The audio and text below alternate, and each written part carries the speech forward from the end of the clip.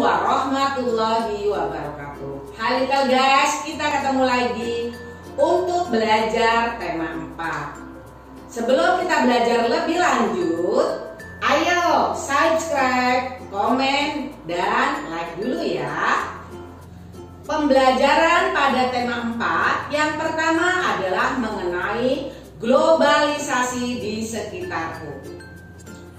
Seiring dengan perkembangan zaman yang semakin canggih dan globalisasi, sekolah memiliki peran untuk mengenalkan ilmu pengetahuan dan teknologi kepada siswa di sekolah. Salah satunya dengan memberikan keterampilan menggunakan komputer sebagai media komunikasi dan informasi. Selain itu, pada era globalisasi ini ditandai juga semakin maraknya penggunaan gawai atau gadget lainnya seperti handphone dan media internet dalam kehidupan sehari-hari. Globalisasi adalah proses masuknya ke ruang lingkup dunia. Artinya, proses pembauran internasional yang terjadi karena adanya pertukaran pandangan dunia, produk, pemikiran, dan aspek-aspek budaya lainnya. Apa yang menyebabkan terjadinya globalisasi? Globalisasi terjadi karena satu, adanya perkembangan teknologi dan alat komunikasi memudahkan kerjasama antar negara. Yang kedua, kemajuan alat transportasi memudahkan barang-barang dari luar negeri masuk ke suatu negara, demikian pula sebaliknya. Pada pembelajaran tema 1, kita pernah mempelajari tentang negara-negara yang tergabung dalam ASEAN. Masih ingatkah kalian negara-negara yang tergabung dalam ASEAN? Apabila kalian lupa, kalian boleh menonton lagi videonya. Nih, Ibu berikan link video tema 1 pada deskripsi video ini. Negara-negara tersebut bekerja sama untuk mencapai tujuan bersama, seperti meningkatkan perkembangan ekonomi, sosial, budaya, menjaga perdamaian dan keamanan di kawasan Asia Tenggara. Kerjasama negara-negara anggota ASEAN dipengaruhi oleh beberapa faktor sebagai berikut. Yang pertama, sumber daya alam. Negara-negara anggota ASEAN memiliki sumber daya alam yang beragam. Hal tersebut dipengaruhi oleh kenampakan alam. Ada beberapa negara di ASEAN yang memiliki kenampakan alam yang sama, seperti Indonesia, Thailand, dan Laos, memiliki lahan pertanian yang luas dan merupakan penghasil padi terbesar di Asia Tenggara. Sedangkan negara Brunei Darussalam beda dengan negara kita, yaitu memiliki sumber daya alam berupa minyak bumi yang terbesar di Asia. Negara-negara yang bekerja sama ini untuk memenuhi kebutuhan masyarakat negara masing-masing. Yang kedua, berada dalam satu wilayah. ASEAN merupakan organisasi yang dibentuk oleh negara-negara yang berada dalam satu kawasan, yaitu kawasan Asia Tenggara. Negara-negara tersebut hidup bertetangga. Hal ini memungkinkan terciptanya interaksi dan kerjasama antar negara. Yang ketiga, IPTEK. Singapura merupakan negara dengan penguasaan ilmu pengetahuan dan teknologi termaju di Asia Tenggara. Namun, sumber daya alamnya terbatas. Hal ini mendorong negara Singapura untuk menjalin kerjasama dengan negara-negara di Asia Tenggara lainnya. Wujud kerjasama dalam bidang pengetahuan dan teknologi adalah dalam bidang pendidikan dan penggunaan mesin-mesin modern dalam industri serta ketenagakerjaan.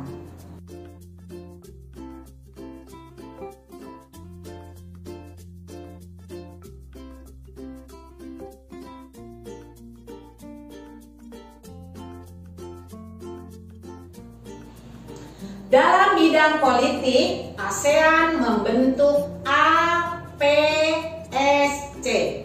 ASEAN Political Security Community, yang artinya masyarakat politik ASEAN, dengan tujuan untuk mempercepat kerjasama bidang politik dan keamanan, serta memajukan perdamaian di antara negara-negara ASEAN juga dunia.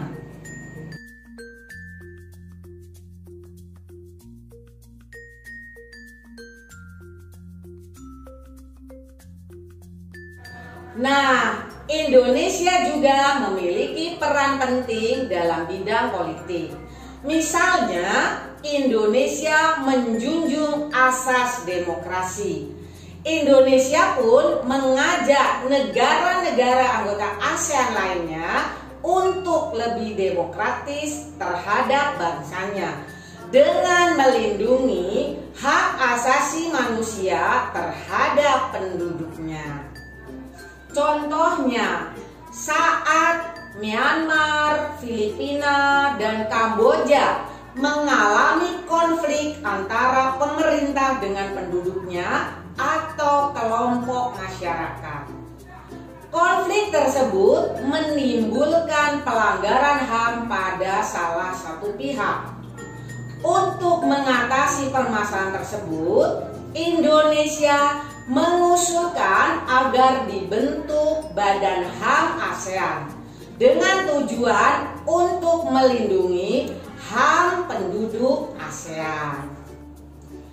Indonesia pun berperan aktif dalam memerangi penyalahgunaan obat-obatan terlarang. Akibat dari samanya kenampakan alam negara-negara ASEAN, maka gejala-gejala sosialnya pun hampir sama.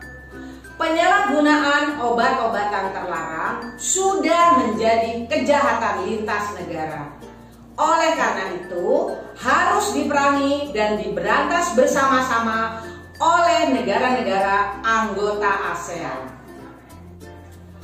Tahukah kalian mengapa obat-obatan terlarang itu menjadi musuh kita? Obat-obatan terlarang itu sangat berbahaya karena dapat merusak otak, pikiran, jasmani, dan rohani bagi pemakainya. Apalagi apabila generasi muda terjerumus ke dalam pemakaian obat terlarang tersebut, maka hancurlah sebuah bangsa dan negara karena tidak ada generasi penerus yang akan mempertahankan negara dan bangsa.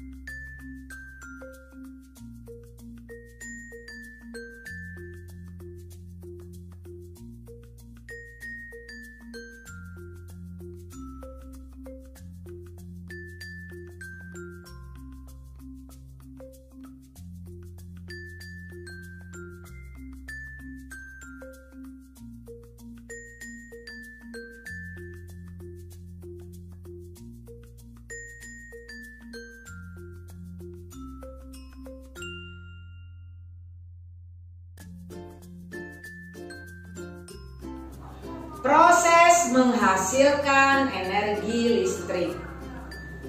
Kebutuhan manusia di era globalisasi kian hari kian meningkat. Globalisasi mempunyai pengaruh yang sangat besar bagi kemajuan teknologi karena adanya penemuan-penemuan. Namun, penemuan-penemuan tersebut sebagian besar membutuhkan energi listrik. Energi listrik timbul karena adanya arus listrik yang mengalir melalui hantaran.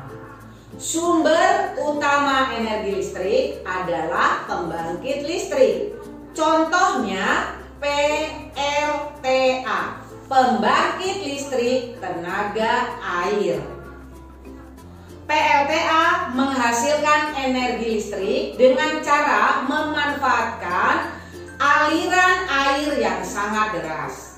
Aliran air yang dimanfaatkan antara lain air terjun, air sungai, atau air yang dialirkan ke pipa-pipa khusus untuk menggerakkan turbin. Turbin akan menghasilkan energi listrik di dalam generator.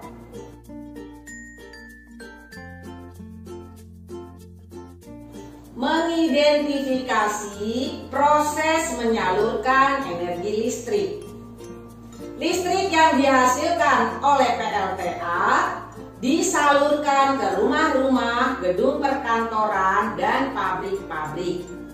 Besarnya energi listrik yang disalurkan disesuaikan dengan kebutuhan. Namun, dalam menyalurkan energi listrik terkadang terjadi gangguan yang mengakibatkan terputusnya aliran listrik ke tempat-tempat yang membutuhkan. Hal tersebut tentu dapat mengganggu aktivitas di dalam pabrik-pabrik, gedung perkantoran, maupun rumah-rumah. Gangguan penyaluran energi listrik dapat disebabkan oleh peristiwa alam, seperti tersambar petir atau gempa bumi. Hal tersebut dapat mengakibatkan kerusakan pada beberapa komponen alat penyalur energi listrik. Hal tersebut tentu harus diantisipasi oleh tempat-tempat yang membutuhkan energi listrik dalam jumlah besar, yaitu dengan menyediakan pembangkit listrik cadangan.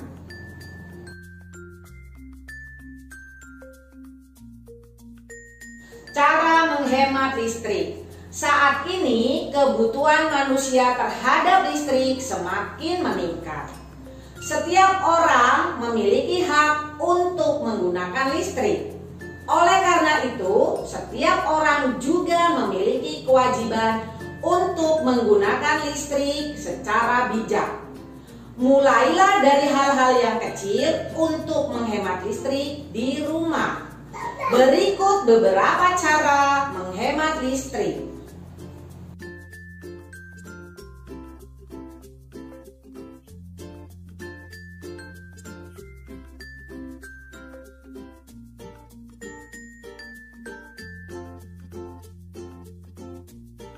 Nah little guys, kita sekarang akan mengenal beberapa sumber energi alternatif untuk menghasilkan energi listrik.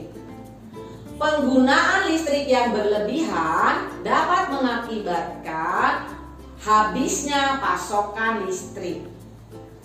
Hal tersebut karena penggunaan sumber daya alam untuk membangkitkan energi listrik tidak dapat diperbaharui.